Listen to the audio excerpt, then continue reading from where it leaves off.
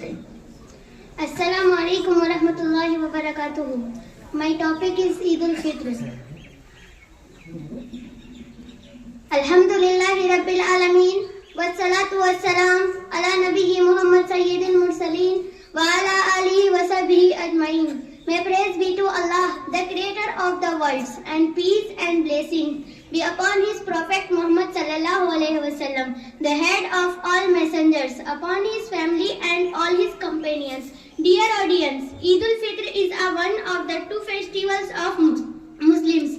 Eid al-Fitr literally means the festival of breaking fast. It marks the end of the month of Ramzan. Eid al-Fitr is celebrated on the first day of Shawwal, the 10th month of Hijri calendar. Eid al-Fitr is a day of joy and celebration. Muslims celebrate this day to thank Allah, to show His mercy upon Muslims by giving them